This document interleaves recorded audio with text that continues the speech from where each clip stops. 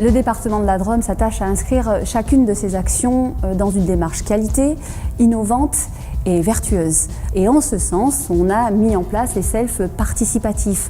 Alors on s'est appuyé là-dessus sur l'expertise et la méthodologie de 1001 repas qui nous accompagne depuis 2017 dans l'ensemble de nos collèges, puisque le but c'est que d'ici 2020, tous nos 30 collèges soient équipés de ces selfs participatifs dans lesquels le jeune est acteur de son assiette, il la calibre en fonction de sa morphologie, de son appétit, avec toujours cette possibilité d'équilibre alimentaire, et ça c'est bien important.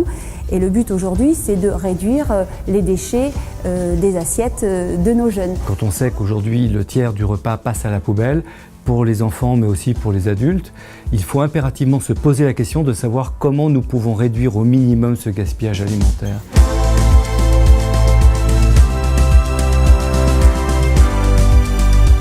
L'idée de 1001 repas, c'était justement au départ de faire de la gastronomie collective, c'est-à-dire comme la politique du département de la Drôme, d'aller chercher des fournisseurs locaux, d'avoir des produits de qualité, des produits de proximité. Et puis derrière cette proximité, de former les chefs et leurs équipes à savoir les utiliser, savoir les mettre en valeur. Donc l'équipe a bien réagi, même si c'est sûr au départ que quelque chose de nouveau apporte toujours de l'appréhension. Mais au final, tout s'est très très bien passé. Ça a été que du bénéfice, tant le travail est quand même plus souple qu'avant, quoi. On a moins de préparation, on ne met pas en ramequin. C'est beaucoup plus rapide qu'avant. Avant, on avait un linéaire, donc on disait aux élèves plus vite, on faisait des portions peut-être un peu grosses, donc la nourriture partait à la poubelle. Il a fallu un petit peu de temps pour expliquer. Maintenant, c'est rentré dans l'ordre et tout le monde est très satisfait du processus, que ce soit en préparation ou en distribution. Parce qu'on a des très très bons contacts avec les élèves. Quand c'est bon, ils nous le disent. Quand c'est pas bon, ils nous le disent aussi. Donc c'est important. Tu as assez, t'en veux plus? Tu as du jus sur ta gauche. Merci. Ce que nous avons trouvé, nous, chez 1001 repas, c'est de déstructurer l'espace du self linéaire. Déstructurer le modèle, ça veut dire réinventer un modèle qui soit un modèle de liberté. Là où, dans un espace, les enfants et les adultes peuvent se choisir eux-mêmes les propres quantités qu'ils vont consommer. En fait, comme si on avait le sentiment que les équipes n'attendaient que ça. Qu'on leur donne un peu plus de responsabilité de bien-être, qu'on leur enlève un peu de pénibilité, qu'on les valorise dans leur mission de tous les jours, qu'on leur laisse la possibilité de continuer à avoir accès à des produits de qualité, de proximité avec des fournisseurs locaux. Les résultats sont d'ores et déjà très positifs, puisqu'on arrive à des déchets de l'ordre de 30 grammes, alors que les moyennes sont à 197 grammes. Donc aujourd'hui, on peut encore faire mieux et on va aller vers le mieux. Mais ce qui est réalisé aujourd'hui grâce à ces selfs participatifs, c'est déjà très, très encourageant.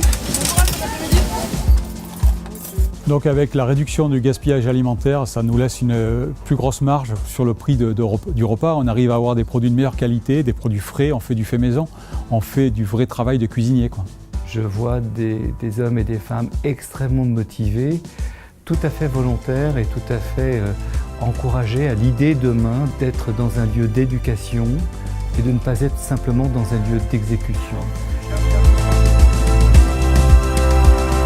Je crois que c'est ça le défi du zéro gaspille. Je crois que c'est ça le défi que nous avons aujourd'hui avec le département de la Drôme, c'est-à-dire rendre les enfants acteurs du changement et en faire des hommes libres. C'est une bonne chose parce qu'on peut se servir la quantité qu'on veut. Ça permet d'éviter le gaspillage et ça permet de choisir nos plats. Oui, je trouve que c'est mieux d'aller se resservir. Au moins, on peut prendre à sa faim et puis c'est mieux. Il ne faut pas gaspiller, parce qu'il y a des gens qui ne peuvent pas manger, ils n'ont pas les moyens de se nourrir, ils n'ont pas les moyens. Du coup, soit tu prends une petite quantité et tu la finis, et après tu vas en rechercher, et comme ça tu les manges. Après c'est bien aussi le système de tri là-bas. Oui, on est vraiment encouragé à bien faire ce tri parce qu'on sait qu'après ça va servir. C'est mieux pour la nature aussi avec le compost et tout. Et c'est vrai que du coup ce nouveau système aussi permet de plus être au contact du personnel de restauration. C'est plus respectueux je trouve d'avoir un contact avec eux et de pouvoir se rendre compte qu'il y a vraiment des gens qui travaillent ici et que c'est pas juste on cuisine et on nous donne nos assiettes, c'est vraiment un échange avec le personnel. Le zéro gaspille, c'est exactement la synthèse de l'écologie, création de richesses humaines, économiques, écologiques. Voilà, je crois tout simplement que dans la restauration collective, c'est un processus à savourer sans modération.